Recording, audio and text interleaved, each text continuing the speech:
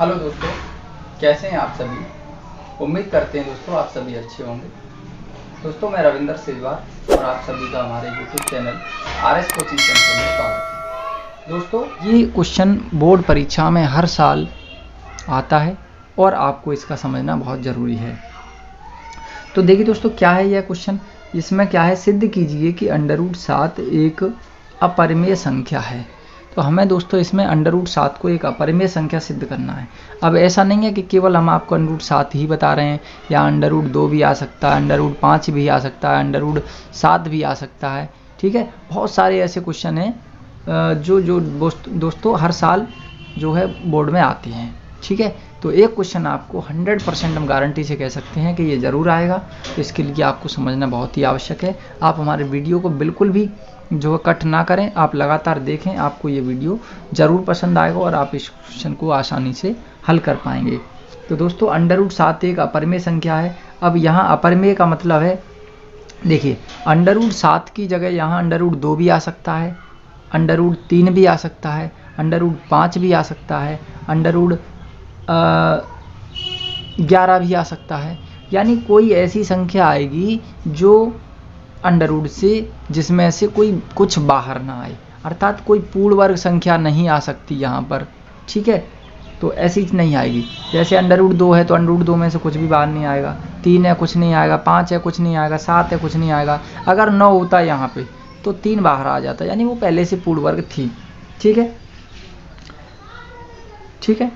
4 होता तो उसमें से 2 बाहर आ जाता, क्योंकि 4 भी एक पूर्ण वर्ग संख्या है। तो दोस्तों आज हम आपको बताएंगे कि √7 या √5 कुछ भी हो, आप वहाँ उस जगह पर रख सकते हैं। जब आप √7 को सीख जाएंगे तो √5 को आसानी से कर सकते हैं।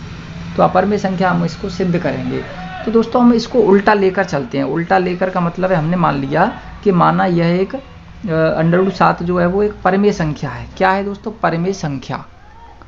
तो अगर ये परिमेय संख्या हम नहीं सिद्ध कर पाते हैं इसको, यानी अगर हम इसका विरोधाभास लेके चलते हैं उल्टा, हमने मान लिया कि माना ये √7 जो है वो एक परिमेय संख्या है, तो हम इसमें परिमेय की शर्त लगाएंगे। ठीक है, देखिए कैसे। तो परिमेय संख्या क्या होती है, सबसे पहले तो हम आपको ये बता देते हैं कि परिमेय संख्या होती क्या है, अपरिमेय संख्या क्या होती है। देखिए परिमेय संख्या को जब हम लेके चल रहे हैं तो हम आपको बताएंगे परिमेय संख्या। तो परिमेय संख्या हमेशा दोस्तों P/Q के रूप में होती है। ठीक है, P/Q के रूप में, और P/Q के रूप में होगी तो कभी भी Q का मान 0 के बराबर नहीं होगा। क्या होगा दोस्तों, Q बराबर ≠ 0 होगा। ठीक है, तो देखिए Q बराबर ≠ 0 होगा, और ये जो P/Q है ये एक सहभाज्य संख्या होंगी। कैसी होंगी, सहअभाज्य संख्याएं। सहभाज्य संख्या का मतलब यहाँ ये होता है कि सहभाज्य संख्या का मतलब होता है कि जो P और Q हैं ये एक के अलावा किसी से भी भाग नहीं जाए इनमें, एक के अलावा इसमें कोई उभयनिष्ठ गुणनखंड इनका ना मिले। जैसे मान लीजिए कि ये 3/2 है, तो 3/2 एक ऐसी परिमेय संख्या है जिसमें एक के अलावा किसी का भी भाग नहीं जा सकता। इतनी बात तो दोस्तों समझ में आ गया होगा, आपके क्लियर हो गया होगा। तो इसी प्रकार हमें P/Q ये ऐसी होती हैं सहभाज्य संख्या जिनमें एक के अलावा किसी का भाग नहीं जाता। तो चलिए हम बताते हैं आपको। तो हमने मान लिया कि √7 क्या है, एक परिमेय संख्या है। तो इसमें हम परिमेय की कंडीशन लगाएंगे। देखिए दोस्तों, अर्थात √7 को हम क्या लिख सकते हैं, ये परिमेय संख्या है तो √7 को हम P/Q के रूप में लिख सकते हैं। ठीक है दोस्तों, जहाँ क्या है, जहाँ Q बराबर ≠ 0 है। क्या है दोस्तों, Q बराबर ≠ 0 है। ठीक है, यानी √7 क्या होगी, अगर परिमेय संख्या है तो P/Q के रूप में होगी, और जहाँ पर Q बराबर ≠ 0 है, क्योंकि ये एक सहभाज्य संख्या है। कैसी है, सहअभाज्य संख्या है, सहअभाज्य संख्या है। जो P/Q है वो कैसी है, सहअभाज्य संख्या। और दोस्तों सहअभाज्य संख्या हमने आपको बताई थी कि इस सहअभाज्य संख्या में केवल एक से भाग जाता है, बाकी किसी से भी भाग नहीं जाता। ठीक है, चलिए आगे बढ़ते हैं।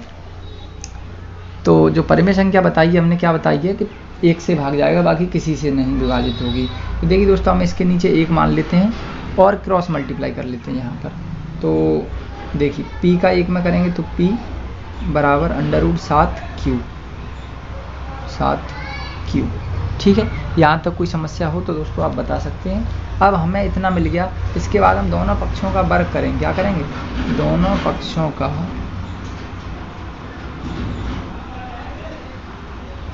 वर्ग करने पर दोस्तों ध्यान से देखिए, दोनों पक्षों का जब हम वर्ग करेंगे तो ये हो जाएगा p का स्क्वायर, और इधर √60 का स्क्वायर करेंगे तो ये हो गया 7, और q का हो गया q स्क्वायर। ठीक है, इतना आ गया। अब देखिए, इससे हमें क्या पता चल रहा है कि जो इसको देखिए, ये जो 7 गुणा में है संख्या, जब इधर जाएगी तो क्या हो जाएगा? ये हो जाएगा p²/7। क्या हो जाएगा दोस्तों? p²/7। और इधर क्या बचेगा? इधर बचेगा q स्क्वायर। इतना हो गया ये। ठीक है, p²/7 इक्वल टू क्या आ गया? q square. यानी हम यहाँ कह सकते हैं कि p²/7 यानी ये जो p स्क्वायर है, जो p स्क्वायर है, p स्क्वायर 7 से विभाज्य क्या है? p स्क्वायर 7 से विभाज्य है, 7 से विभाज्य है। ठीक है, p स्क्वायर क्या है? 7 से विभाज्य, तो p भी 7 से विभाज्य होगा।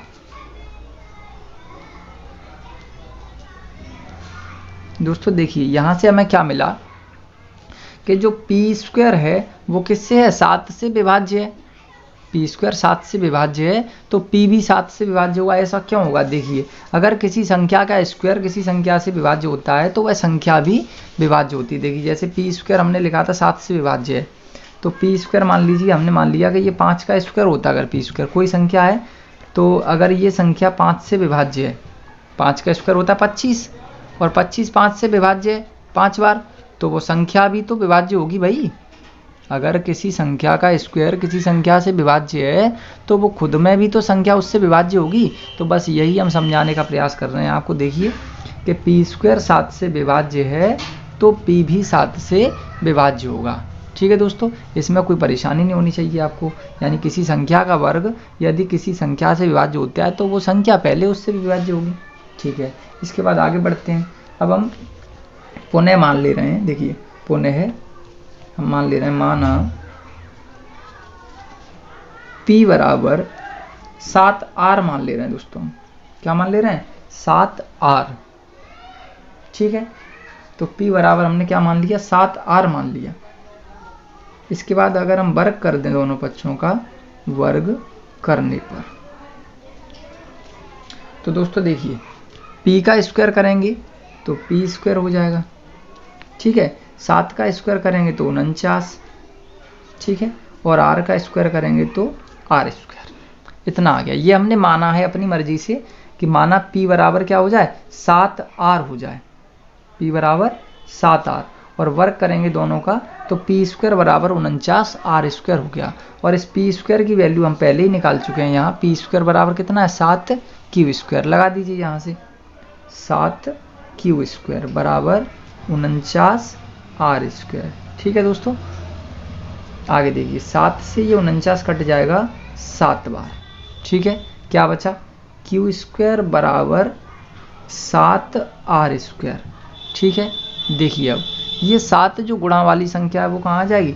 भाग में आ जाएगी। अभी हमने आपको बताया था, जैसे ये 7 गुणा वाली भाग में पहुंची p स्क्वायर के, तो ऐसे ही ये 7 गुणा वाली कहाँ पहुंचेगी? भाग में। यानी q स्क्वायर अपॉन 7 बराबर r स्क्वायर। क्या आ गया? q स्क्वायर अपॉन 7 बराबर r स्क्वायर। ऐसे यहाँ आया था p स्क्वायर अपॉन 7 बराबर q स्क्वायर, ऐसे यहाँ q स्क्वायर अपॉन 7 बराबर r स्क्वायर। तो हम यहाँ कह सकते हैं कि q स्क्वायर 7 से विभाज्य है। q स्क्वायर 7 से विभाज्य है तो q भी 7 से विभाज्य होगा। देखिए दोस्तों, यहाँ क्या आ गया? इससे हमें क्या पता चला कि जो q स्क्वायर है वो 7 से विभाज्य है तो q भी 7 से विभाज्य होगा। जैसे अभी हम आपको बता चुके हैं, जैसे ये 25 था, यानी 5 का वर्ग 25 है, और 25 अगर 7 से विभाज्य है, 5 से विभाज्य है, तो ये संख्या भी तो इससे विभाज्य होगी। जैसे 49 था, अब 49 7 से विभाज्य है 7 बार, तो ये 49 जो है वो 7 का वर्ग ही तो है। तो अगर किसी संख्या का वर्ग उस संख्या से विभाज्य है तो वो संख्या भी तो 7 भी तो विभाज्य होगी। तो वही हमने यहाँ लिख दिया, यदि क्यू स्क्वायर 7 से विभाज्य है तो क्यू भी 7 से विभाज्य होगा। ठीक है दोस्तों, तो देखो अब हमें यहाँ से क्या मिला, हमें यहाँ से मिला कि ये P और Q दोनों 7 से विभाज्य हैं। देखिए P ये 7 से विभाज्य आया और ये Q ये भी 7 से विभाज्य आया, जबकि हमारी परिमेय संख्या क्या कहती है कि जो P और Q होते हैं, P/Q के रूप में जो परिमेय संख्या होती है वो एक सहभाज्य संख्या है, और सहभाज्य संख्या कभी भी एक के अलावा किसी से विभाजित नहीं होती, तभी तो परिमेय संख्या होगी।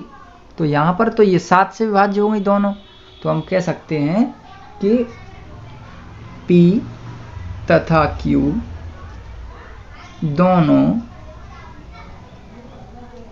7 से, P तथा Q दोनों 7 से विभाज्य हैं।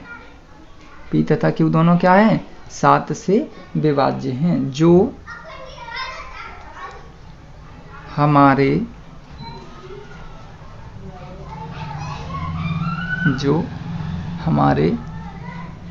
परिमेय संख्या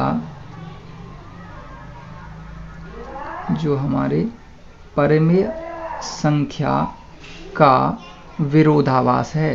क्या है दोस्तों? परिमेय संख्या का विरोधाभास। विरोधाभास क्यों है दोस्तों? विरोधाभास इसलिए है कि जो परिमेय संख्या होती है वो केवल एक के अलावा किसी से विभाज्य नहीं होती, जबकि ये क्या कह रहा है, P और Q दोनों 7 से विभाज्य आ गए, तो जो हमारी परिमेय संख्या का विरोधाभास है, अतः परिमेय संख्या का विरोधाभास है दोस्तों। तो अतः हम कह सकते हैं, अतः √7 है, √7 एक अपरिमेय संख्या है, क्योंकि दोस्तों हमने परिमेय मान के चल रहे थे, लेकिन परिमेय संख्या तो निकली नहीं। कैसी आई वो? तो क्या आ गया, वो विरोधाभास आ गया भाई परिमेय का। दोनों 7 से विभाज्य हो रही हैं, अगर ये एक के अलावा किसी से विभाज्य नहीं होती तो परिमेय संख्या सिद्ध हो जाती, लेकिन ये क्या हुआ, ये तो दोनों P और Q दोनों 7 से और विभाज्य हो गई एक के अलावा, तो ये कैसी है, परिमेय संख्या नहीं है, अर्थात यह √7 एक अपरिमेय संख्या है, अपरिमेय संख्या है। तो दोस्तों इस प्रकार से यहाँ हमने यह सिद्ध कर दिया कि जो √7 है वो एक अपरिमेय संख्या है। तो दोस्तों देखिए, अगर ये √7 की जगह अगर √5 आता है तो हम यहाँ √5 लिखेंगे, बाकी का सब ऐसा ही, जहाँ पे √7 दिख रहा है वहाँ √5 कर करके इसको हम हल कर देंगे, और लास्ट में ये लिख देंगे कि जो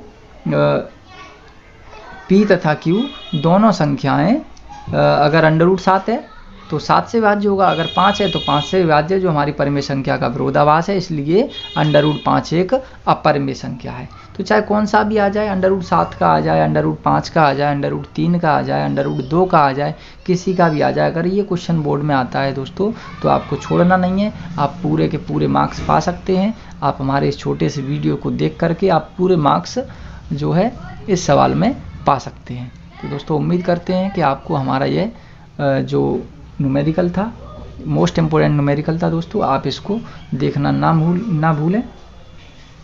तो दोस्तों आपको ये पूरे में से पूरे मार्क्स मिला सकता है। ये क्वेश्चन बहुत ही मोस्ट इम्पोर्टेंट है, बोर्ड परीक्षा की दृष्टि से बहुत इम्पोर्टेंट है, और ये बोर्ड में इस वर्ष ज़रूर आ सकता है। तो दोस्तों इस वीडियो को ज़रूर देखें, और अगर हमारा वीडियो आपको पसंद आए तो इस वीडियो को ज़्यादा से ज़्यादा लाइक करें, साथ ही अपने दोस्तों के साथ शेयर करें, और अगर आप अभी तक हमारे चैनल पर नए हैं तो हमारे चैनल को सब्सक्राइब करके बेल आइकन का बटन भी प्रेस करें, जिससे आने वाले वीडियो का हर एक नोटिफिकेशन आपको मिल सके। तो दोस्तों आज के लिए बस इतना ही, अब हमें दीजिए इजाज़त, तब के लिए नमस्कार, जय हिंद, जय भारत।